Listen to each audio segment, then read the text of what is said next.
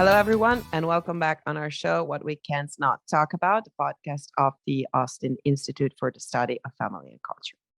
Today, as we happily come back after a long break, I have the great pleasure to be joined by Dr. Lydia Dugdale, Director of the Center for Clinical Medical Ethics and Associate Professor of Medicine at Columbia University. Good morning, Lydia, and welcome on our show. Thank you. Good to be here. Lydia is also the author of The Lost Art of Dying, a book that I recommend to all our listeners and that we will be discussing together with the author. But before we do so, I wanted to introduce today's conversation with a few reflections. If you allow me, Lydia, Yes, just please. a couple of minutes. So I think that we could all agree that death is truly the one thing that we can't not talk about, the one and only unavoidable event that makes us all equal. Nonetheless, the topic seems to be absent from our conversations. And indeed, I would not be surprised if some of you were not listening, would stop listening to this podcast once you understand that the topic of today is going to be the art of dying. We talk about prevention, we talk about treatments, we talk a lot about assisted suicide, but nowadays we rarely talk about this inevitable end, about our finitude, as Dr. Dugdale calls it in her book. And then a second thought, which is related to the core mission of the Austin Institute. What would our families look like if we really thought about our finitude? If we really thought about our death while we were living? If we all lived with a constant awareness that there will be a time which we can't predict, when we will be more dependent on others, would men still live as bachelors until their hair turns gray? Would we women think of children as a burden? Would we think of work outside the home as self-fulfillment and self-realization? And then the third and final one, who would our friends be? What would our job be? How would our cities look like? What would our social life look like if we reminded ourselves that there will be a time when we will need friends to visit us, to bring us food, to spend time reading a book, when we will not be able to drive or use the metro or drink expensive liquors and go to fancy restaurants? And would we ever pray? So, of course, my guess is that if we all thought more seriously about that, most of us would be married, and probably only once, with plenty of kids, with a lot of good and stable friendships. Our towns would develop around little centers, perhaps maybe like the place where I'm from, northern Italy. And maybe our nomadic lives would become more sedentary much sooner. And probably would pray more too. So in other words, if we thought more about death, we would score higher on all the predictors of a flourishing and good life, according to the social sciences. And rather than paralyzing us in fear, as a gene during COVID, a true awareness of death would help us build this good life with thriving families, with communities, with loving friends, the good life that we try here at the Austin Institute to help our students build for themselves. So these reflections, I wanted to make them because throughout her book, professor, physician, and author Lydia Dugdale argues precisely this point. At least that's how I read the book. In order to die well, she argues, we need to live well. And to me, this was a very, very, very good reason to invite her on our show and to talk about the lost art of dying, is because we want to have a good life. So after this long premise, Lydia, thank you for allowing me make that, but these points. But I think we can now start going a little deeper into the conversation and the content of what I really think was an amazing book. So I think you summarized it. We could stop the interview here because that was fantastic. No way. There is a lot more to the book, and that's what I want to talk about now. But if you don't mind, first of all, I would like to know why probably very busy physician and mother decided before the pandemic to write a book about the lost art of dying? Sure. So I have long been very comfortable with talking about death. I grew up in a home where talk of death was relatively common. My grandfather was a bomber pilot in World War II, and he not only did he have a plane crash during flight school because the engine malfunctioned and his flight instructor ended up dying in that crash. My grandfather was hospitalized for a few months. He ended up being shot down during the war and was a prisoner of war for quite a while in some pretty horrible circumstances. And I think that those experiences of death as a very young man really shaped him. Plus, he was an incredibly hilarious man. So when he came back from the war and kind of started his life and married my grandmother and started having a family and working, this idea that you had to think about death, not in a macabre sort of way. This wasn't, some sort of strange, fascination, but this was just part of reality. People die, and so you got to be prepared. And he was on great terms, even as a young man, with his undertaker.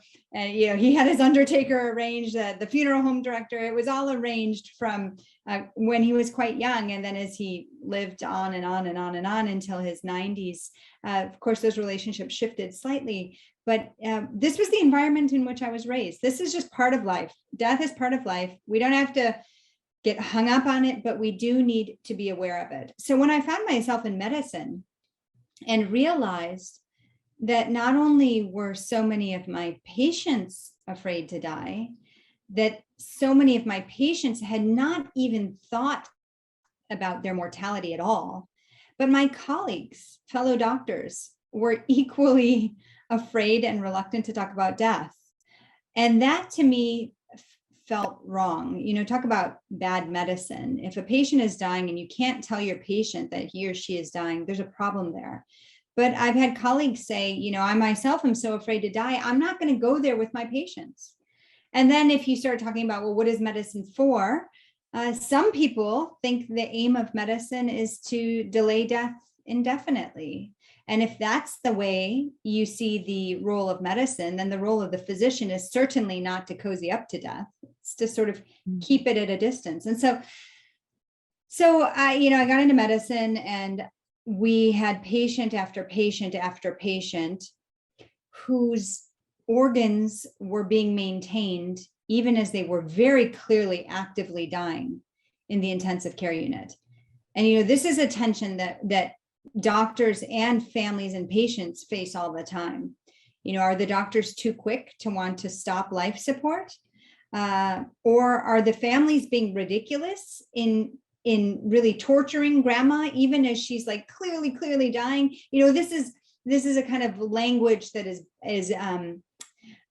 passed back and forth, and it's complicated. It's hard to know, and we end up with these really sort of terrible dying processes in the ICU, in the intensive care unit.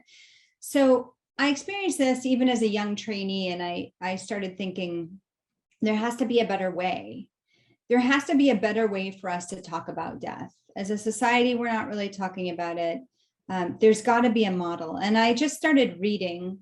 I read so much on end of life and preparation for death. And then at one point, I stumbled across this medieval model that I'm sure we'll talk about. Yeah. But that was exactly the second question. I mean, you indeed anticipate a few of the following ones, but that was exactly the second question. I think I'm still impressed by the timing. The fact that your book came out, if I'm not wrong, just like the year before COVID started. No, the book was written a year before COVID started, but it was released in July of 2020. So it was released right during the start. Really the first few months of COVID. Yeah.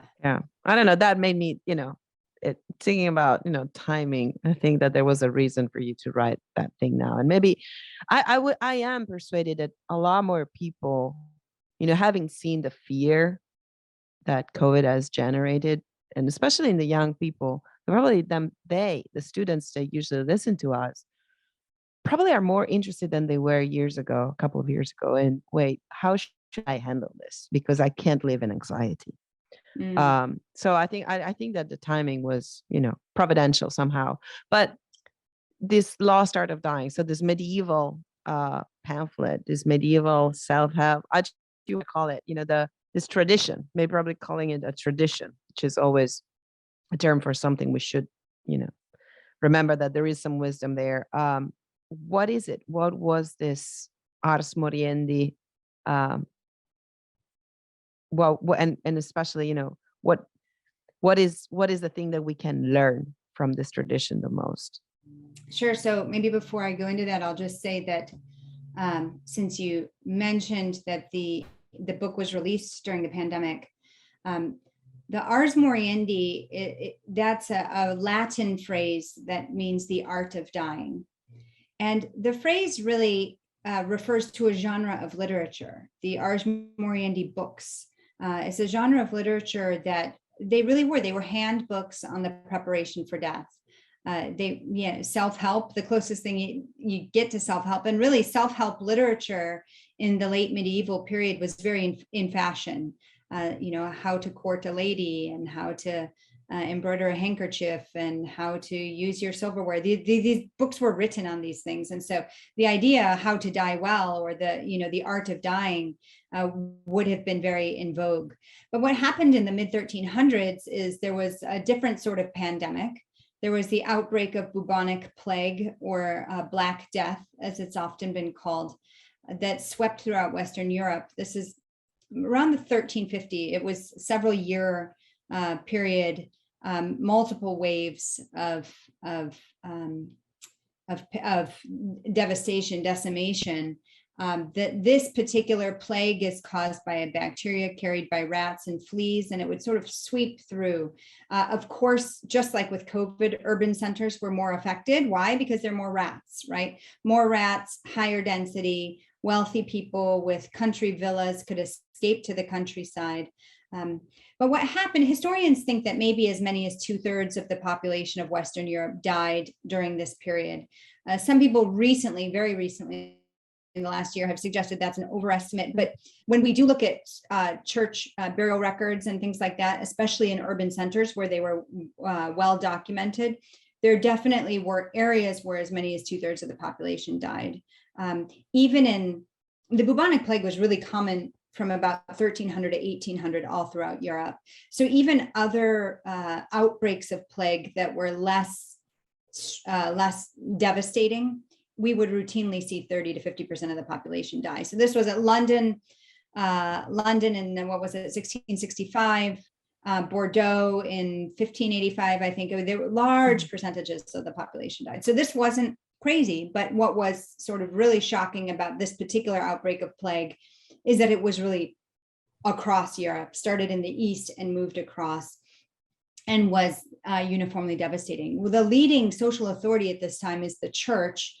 This is, 1300s. This is pre-Reformation. So it's not Catholics and Protestants. It's just the Western Church.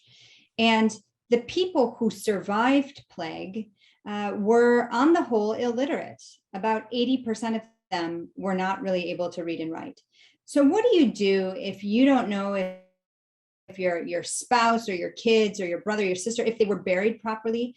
Did they have appropriate funeral rites? Mm-hmm. Did anyone pray for them? Did anyone accompany them? There started to develop kind of an existential concern that perhaps the souls of the departed would not be secure. And, very enchanted time in history, illiterate. So what do the people do? The survivors turn to the church and they say, okay, you guys are the social authorities. Tell us what to do, because death is going to come back. Death is inevitable.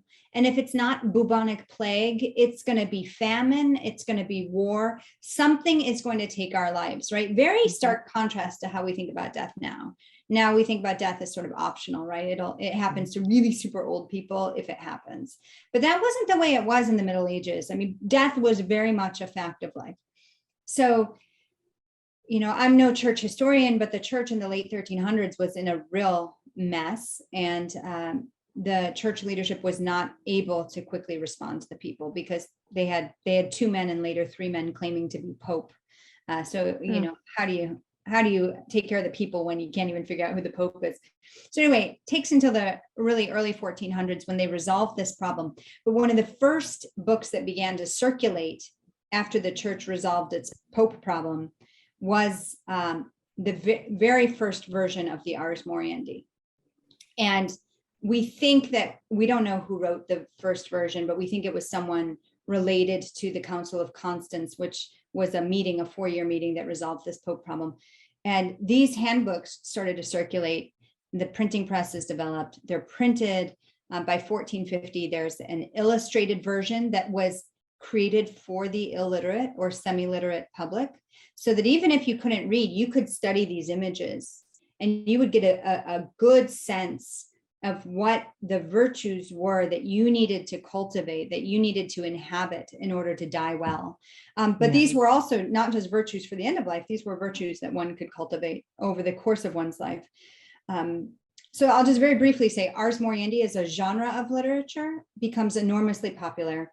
It circulates for about 500 years. These handbooks were adapted and adopted by different cultures, even different denominations, even different religions. So once you have the Protestant Reformation split between Catholics and Protestants in true Protestant fashion, there's a Protestant version, many Protestant versions, there are Jewish versions.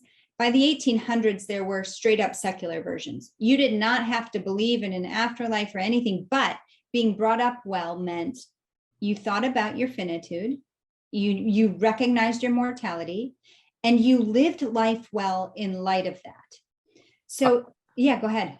So when did we stop? So when did we stop? So it's so interesting to me because it was interesting to me to talk about this so much during the pandemic. The Ars Moriendi fell out of fashion around the 1920s. Why? Well, from 1914 to 1918, you have World War I.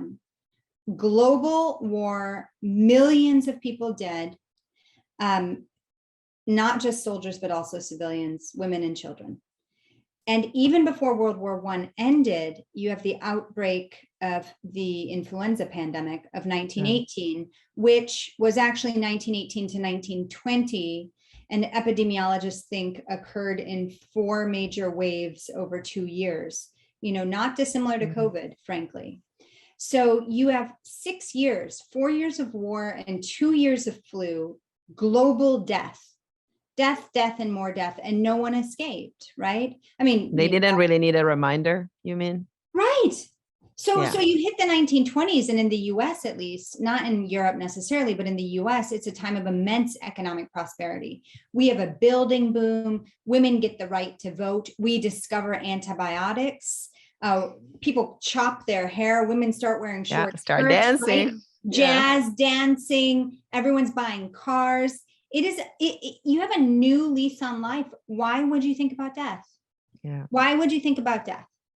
And so that, even if you look at the text of homilies, like priests and pastors, what they preached on, the text of homilies shifts really remarkably in the 1920s. Because you would, even if like no one else talked about death, your priest would always remind you of your mortality. That really went to like Good Friday and Ash Wednesday. Which, however, you know, we could hold them culpable, but to me, it feels like the things that in the 50s and 60s and 70s and 80s have been the things that have been taken for granted in school, right? Certain things that have stopped being taught because, we all agree on that, you know, some of the basics and of the classics, and I'm like, who's gonna dispute that? And now we live really in a time where we need to defend, you know, the most basic truths and just start to prove them. Because they've not been. So I don't know if that's the risk that humanity keeps running over and over whenever we think that, that, you know, this is something no one is going to discuss, you know, and I can see the 20s, as you describe them, as a time that, we're not talking about death, but we are all very, very aware that, you know, we might die tomorrow. It's not that we have forgotten. We've forgotten that. Whereas today, that is what we face, right? So the comparison is that I would believe that I put myself in the crowd, that the younger generations that have lived this pandemic, probably even the older ones, not having lived through real global wars, got to the point of facing the possibility of dying really unprepared. Yeah, I mean, I know your remarks at the outset of this suggested that in your experience also, it seems like more people are interested in engaging this, but that's not been my experience, actually. I've probably given 150 book talks since the book was released, and it has come up time and time again that, at least in the conversations I'm having with people, that the sort of baby boomer and older crowd was really sobered by COVID. Many of them, they talked to their lawyer, they got their will in order, they're mending relationships, they're, repairing things with their kids, they're getting their stuff in order. The younger generation that I've talked with feels kind of full of anxiety, but without really having the resources or knowing where to go. So, oh yeah, no, and that's what I'm saying. That's what we're gonna give. I'm not. I don't know if I sounded like I think that they already found the resources. I think that they haven't, but I think that they have faced this anxiety, and so they are fully aware that there is something missing, right? That there isn't. If they know that there is something, I know that there is something. I was a little less prepared, and I must confess, I'm someone who has been, thinking of death since a very early age, and and I want to share maybe something more if we have time in this interesting conversation, but. At the same time, only this year, I mean, this is probably the only year where I could have, started your book and go from the start to finish without living it there, as I know some friends of mine have done, because it's hard to make peace with that, right? Make peace with the fact that you're mortal and, you can't find a way out. So I'm only saying that I think your book and this talk, this talk will lead them to the book. Might be the resource that they're looking for. And so on that note, one of the things you describe in the book are the virtues that the Ars Moriendi described as important for a person dying, right? So patience being one, but then, I think that there was also this idea of like surrounding yourself with the right people while you are alive. But then you talk also about the things that are important because you are a physician and you often have dying patients. And so you are witnessing the realities of what death looks like and what people actually need. So you talk a lot about community and the importance of not dying alone, something that unfortunately happened even more during COVID. But then it is a reality though, in hospitals. So what is this loneliness that you're talking about? And what do you think is the way to avoid that, to have that kind of community? Yeah. So before I wrote this book, I have an academic book that's an edited volume, and essentially a publisher read an article I wrote and asked me to try to think about, from an academic perspective, what would an Ars Moriendi look like if we created one today in a society that's not governed by one church, in a society where many people don't believe in an afterlife or God or anything. What would an art of dying be in such a society? And so I convened a group of scholars, some docs, some theologians, some philosophers, a lawyer, and we got together and sort of worked on this, and I put the book together. And one of the things, there were sort of two themes that came through as we were considering all of this, reading other versions of the Ars Moriendi, all different religious and non-religious versions, just looking at what the content was, pondering our sort of secular pluralistic society. The two themes emerged. One is that to die well, you need to acknowledge your finitude, right? You need to acknowledge your mortality, because if you think you're never going to die, then we can't even begin the conversation, right? Or if you're not willing to even face your finitude, right? As you just were saying, Marianna, that some of your friends just have to put the book away. One guy who reviewed my book, he said to me, there was nowhere to hide. And I thought that was a very interesting observation. I mean, I'm so immersed in it. I'm not hiding from it. Like there's no hiding.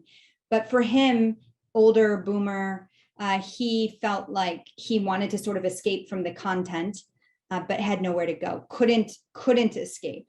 So I didn't mean to make people feel trapped, but this acknowledgement of human finitude is absolutely core. But then the other element that's absolutely core to any conception of the Ars Moriendi is the role of community. We are embodied creatures. We are relational creatures. There's no way that we can live life in total isolation. And even the sort of hermit who goes off, is always doing that in relationship to those he's leaving, right? So it's not, even to isolate oneself means that there is a community behind, right? There's a group of people behind from whom he's isolating. So the problem is that in sort of modern society, first of all, the average American moves, what is it, like every 5 years? So there's a lack of cohesion. People don't live near their families. They don't live near their communities. There are all these reasons for it. I'm not saying it's necessarily a bad thing, but it creates obstacles to natural community. So what is the result? The result is that if you want community, you have to work at it. This is not something that you just default into because of place. You have to work at building this. So one of the things a thought experiment I sometimes give to people when I'm speaking on the book is, think about this. Who would you want to be at your deathbed? Women who give birth will think about who they will allow into the birthing chamber, who can be in the hospital when they give birth. Who do you want there when you're dying? And then I ask, all right, you think about that. So what is the state of those relationships now? And once a guy said to me, he raised his hand, he said, so I know who I want to be there when I'm dying, but frankly, I can't stand the guy right now. Is it okay if I just wait to work at repairing the relationship? And everybody laughed because of course that's silly. Who among us knows when we're going to die? We don't know. And so if you know who those treasured people are that you want to be with you, then how much better will your dying be if you begin to really work at nurturing those relationships today, right? It's never too late. I think it's already an advice I've given to some of my girlfriends when they were considering the guy, if that was a good guy to marry. And like in my example, it's just like, well, imagine one of the two is going to get really, really sick and that you are fine, right? Having him being the one person that reads the book to you, that, walks you around, assuming that he's also the one willing to do that. That's right. Which is probably, so the community you talk about that we need to build is this one. And you compare it to the loneliness. What is the loneliness that you see? Is a lack of community? Is it related to the hospital?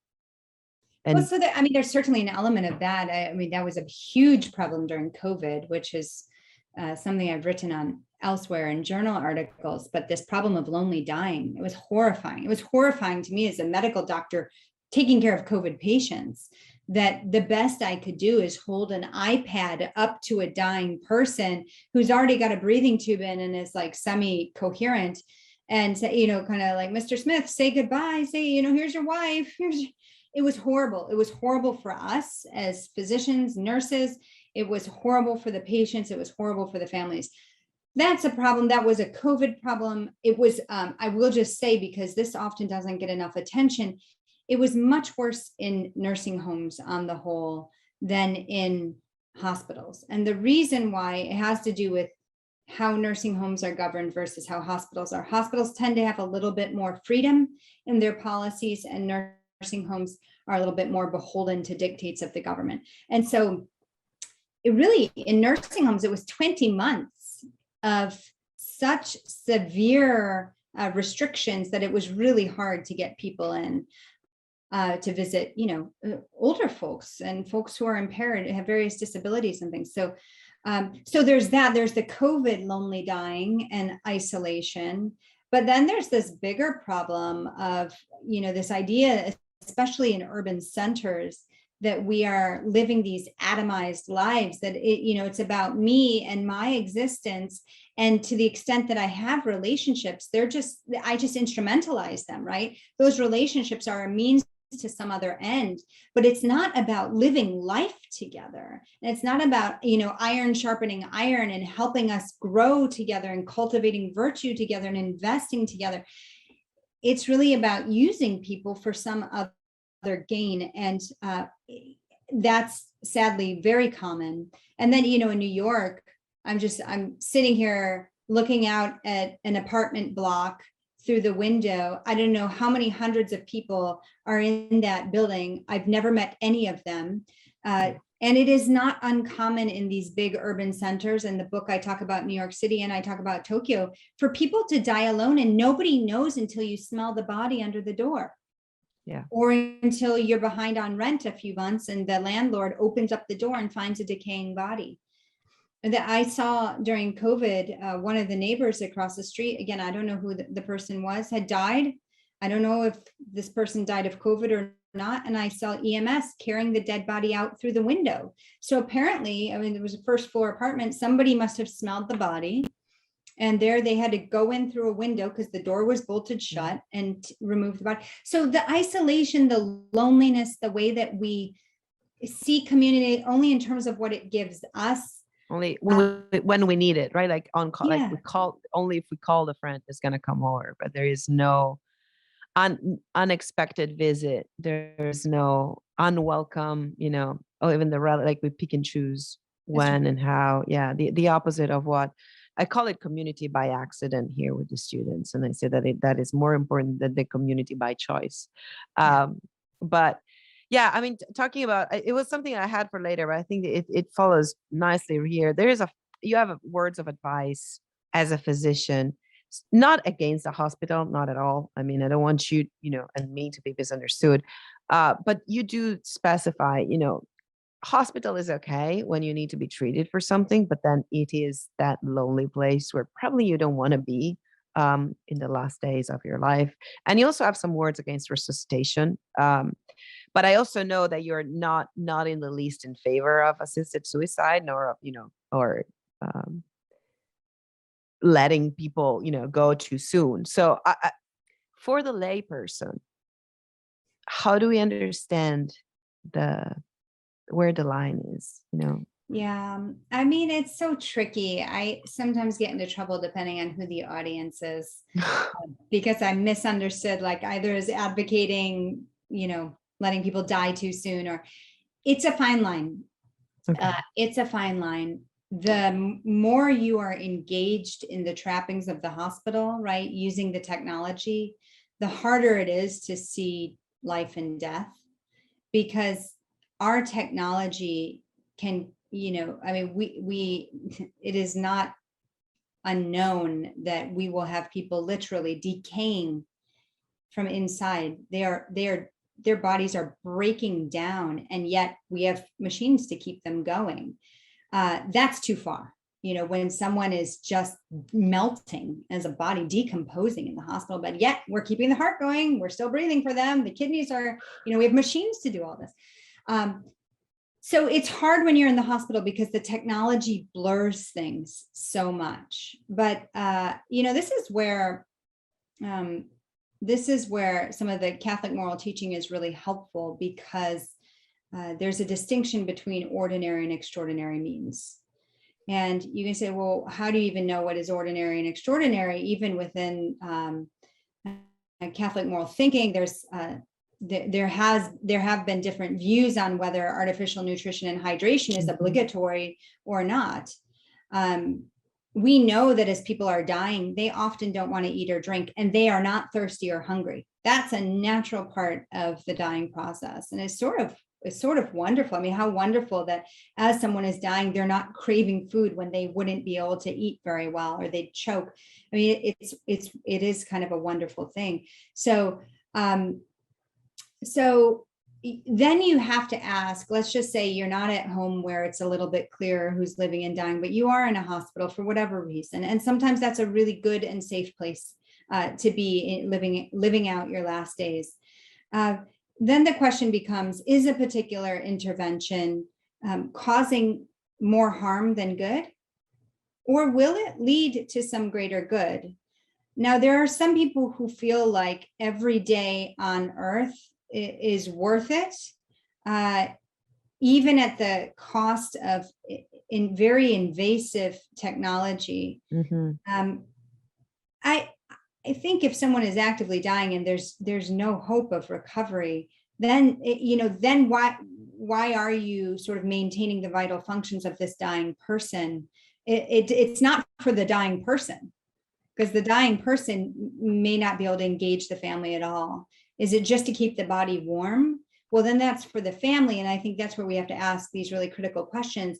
What are the harms of this intervention? What are the benefits? Are there any benefits at all besides keeping the body warm? And then what I kind of make a plea for in the book is ask tough questions of your doctors. Ask for answers, because I do think, I've been a patient myself, we sort of far too easily acquiesce, but doctors are also constantly gauging, is this a family that's going to want to keep grandma alive forever and ever and ever, even when grandma has terrible wounds and her body's breaking down? Or is this a family that says, we talked with grandma and she doesn't want to die in the hospital, we want to try to get her home? Doctors are also doing this dance. So the more you can communicate with your doctors, the clearer they can communicate with you. I think that's probably the best way to put it. Just ask questions, ask for answers, ask for numbers, and then try to really assess, is a particular intervention going to have a benefit, hopefully that is oriented toward a patient's health, right, and flourishing. And if it's not oriented toward their health and flourishing, there's no moral obligation to use this highly sophisticated technology just to delay the moment of death. Yeah, and you talk. I recommend your book also because you talk a lot of about a lot of little stories of people that are terrified of dying and how awful those days are. Regardless of how much they spend in treatment, and then about battered deaths of couples and people that are treated by their friends even while they're at the hospital. You talk about the role of beauty and of art also, and I would say that is in every good novel. They also mention an interesting painting, the Eisenheim altarpiece, and I was fascinated. I went and I looked more about it, and I know that there's also there are a lot of stories about that altarpiece. But would you mind saying a couple of words of that? Sure. Yeah. So a friend of mine who's a painter knew that I was writing this book on plague and preparation for death, and she had been on this big art tour in Europe. She does pretty modern abstract stuff, but she went to see the Eisenheim altarpiece. It's in Colmar, France, and dates to the 1500s. Gorgeous, multi-layered, lots of different panels, some sculpture. The colors are extraordinary, absolutely extraordinary. And she said, you have to go see it because the altarpiece is dedicated to plague sufferers. And she told me that the body of Christ on the, hanging on the cross is a body that is riddled with plague. And I thought, oh, that's so interesting, right? That this altarpiece would be dedicated to those who suffered from plague. Actually, now we think it's dedicated to probably two different diseases, one called St. Anthony's fire, which is felt to be due to a kind of fungus poisoning, and then the other to bubonic plague sufferers. And then they're the patron saints of both bubonic plague and this St. Anthony's fire, this fungus infection or fungus poisoning. They're flanking the crucified Christ. And then Christ's body is just, it's decimated by disease. So I went to go see this altarpiece. I thought, well, I have to write about this. I have to go see it for myself. And there's a lot of anticipation. It's a work trip. It's a work trip. Yeah, right, exactly. But there's a lot of anticipation if you're flying to France to see a painting. Is it really going to do something for you? And I'm definitely moved by beauty and art, but not as much as some people. So there's this question of, am I going to be too cerebral about this? I'd read a ton about it. Anyway, I get there. And what really, really caught my eye, that Christ on the cross with the two patron saints, it's exquisite. It really is exquisitely beautiful. But what really caught my eye was in another panel which is a panel that shows really the assault of Saint Anthony, as Saint Anthony is in the desert, kind of communing with God. A bunch of demons attack him, and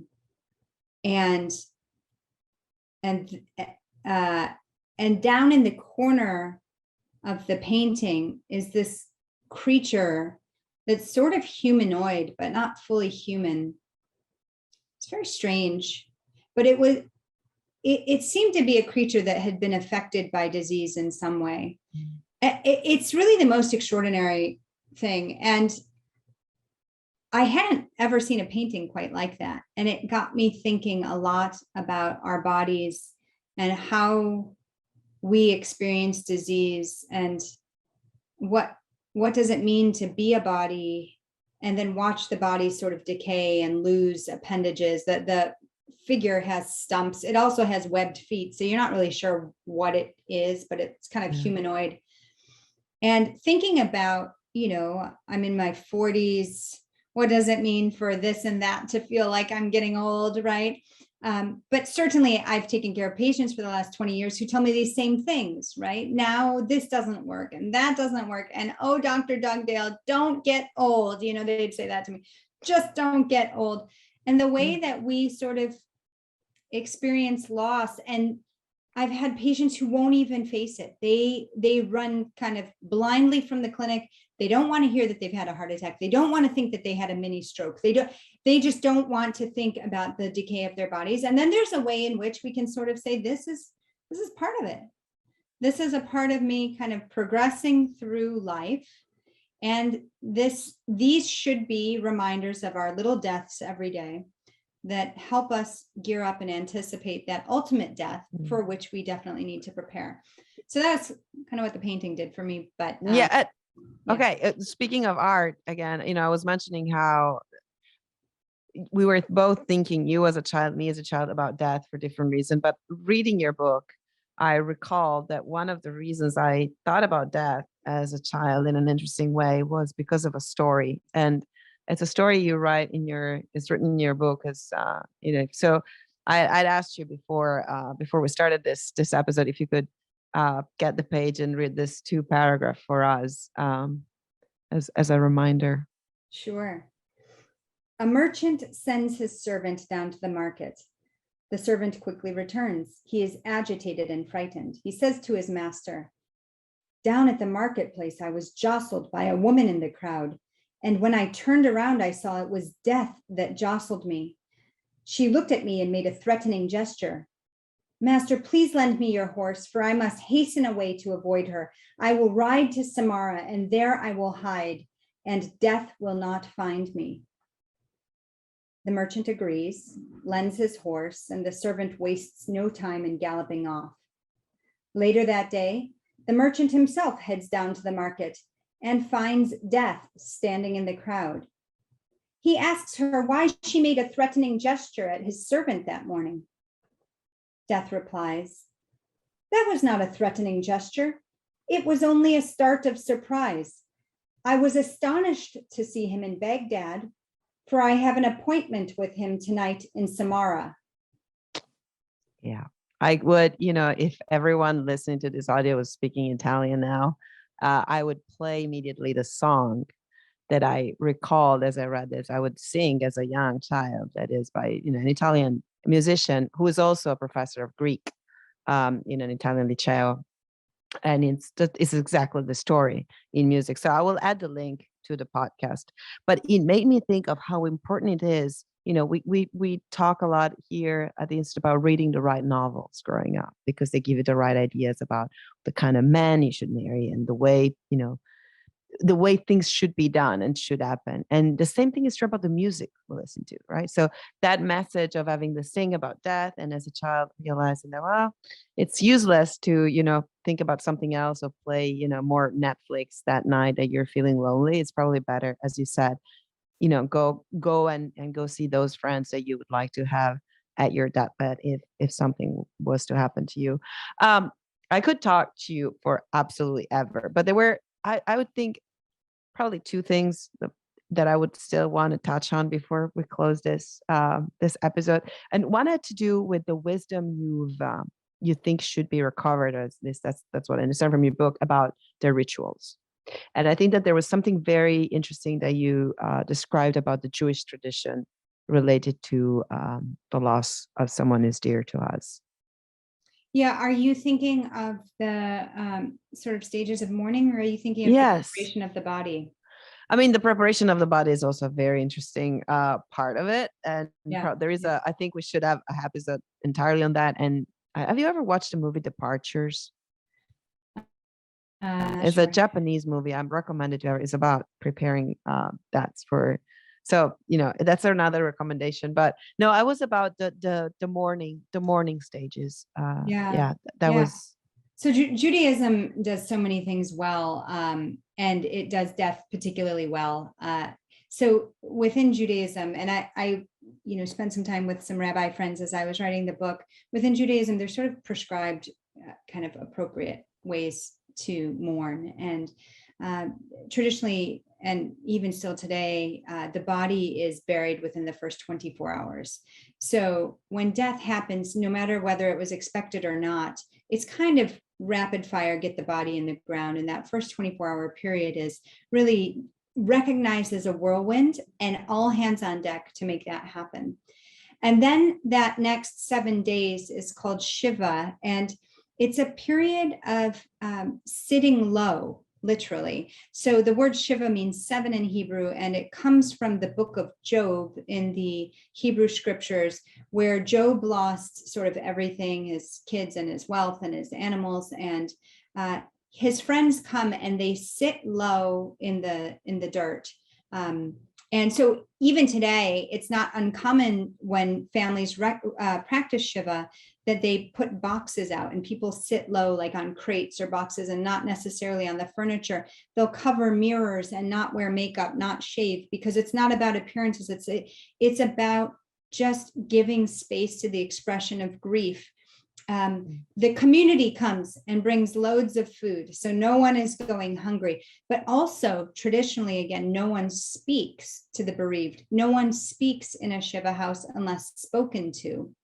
And that's a full week after burial. And it's really wonderful. I mean, for any listener who has experienced death, you realize that first week or so after someone dies, you really just don't want to have to talk to anybody, but you also don't want to be alone, but you also don't want to cook, right? You also don't want to shower. And this is exactly how it plays out in Jewish homes. And then at 1 month, there's an acknowledgement of the 1 month anniversary of the death. And then at 1 year, another acknowledgement. And then there's typically every year on the day, there's a recognition. But it's this idea that, there are these phases. The acuity, first 24 hours is crazy. That first week, you just need quiet, but you need company. And then it gets a little bit easier as you go out, and you really get back to normal. Certainly, pretty much back to normal by a year. And it's interesting because as a doc trained in Western medicine, our psychiatrists will often say, normal grief lasts up to about a year. We see people actively grieving for about that year, but then when the 1 year mark hits, people kind of, they're starting to realize what, call it the new normal is, but what life is like without that person. Yeah, and one of the things that I liked is how you mentioned that you went through some grief yourself, and you wished people knew that was your moment. So I was thinking about, the grandmothers in the little town I'm from, they're still, the wearing black, or my grandma would wear this thing on her head because she had lost a child years before, right? But she kept it on so that there was always a sort of respect for this person. And now instead we associate the wearing black just as a duty, instead of an incentive, as something that we do for ourselves that could help us in the first place. Another really fascinating thing that you bring up in the book that, again, I can't stop recommending, and I will continue to do so. The one final thing, you are the director also of a center in New York, and I know you do a lot for young students. And we have a lot of medical students that also come to our events. And of course, the UT Medical School is extremely important. And there are a lot of good doctors, good future doctors, good contemporary doctors out there. But there is a problem. It seems to be that there is a problem today with doctors being seen as provider. And you mentioned this earlier, and you mentioned this in your book. How do we turn that clock back and have? Yeah, so this idea of doctor as provider is really, it highlights the consumer provider nature of medicine, that medicine has really evolved or devolved, as the case may be, to be about making money for healthcare systems, consolidating networks, amassing, acquiring hospitals, and sort of getting bigger and bigger. And what that's done to the doctor-patient relationship is turn it into more of a transactional relationship. I think that there's work that needs to be done at a systems level, and I'm doing a little bit of that work myself and some of my work in the Ethics Center. But the work that I really love is the work that happens with students in community, where part of what I have to do is sort of train them to be aware of the state of medicine, to see the world for what it is, to recognize that this sort of a practice environment is fundamentally broken and it's not oriented toward healing or health, but it is what we have. And if those students are called to be doctors in that system, they need to be able to see that these particular environments are malforming them and corroding them. And then they need to inhabit the virtues that will help them counteract that corrosion. And some of that, all of it really needs to be practiced then in community. So we have several different student groups right now where really what we're doing is working to inhabit the virtues in community together, so that these students, when they go forth, these are their colleagues, these are their partners in doing good work and practicing good medicine, even when the system is kind of colluding against them. So that could be a separate episode too. There's a lot to say about that, but it's important work that we need to be doing with medical students and trainees. And if I may summarize it, it sounds to me from what you described that true, we could fix the system, but you just said something that I love repeating over and over and over, that the idea that you change the person by changing the system is the one that led to the worst atrocities. So even if you were for the right goals, that's never the answer. You change the persons and then you change the system. So, start by teaching your kids things that are right, and then going student by student, whatever their subject is, to telling them about the virtues and the great books and how to think about life and religion, and and then the medicine will go back to not being consumer provider. And I think, I don't know, I feel like this is the healthy approach, and probably this is the American approach, the one that at least made people like me come from other countries and think that this is a better place, because the focus is on the person, but not in terms of like the isolated self, but the person as the one that can actually do good things and change the world for the better. So, well, I want to thank you very, very much for all this time and for having written this book, for all the work you do in New York. And I hope you'll be in Austin sometime soon. Thank you, Marianna. This was so much fun. I appreciate it.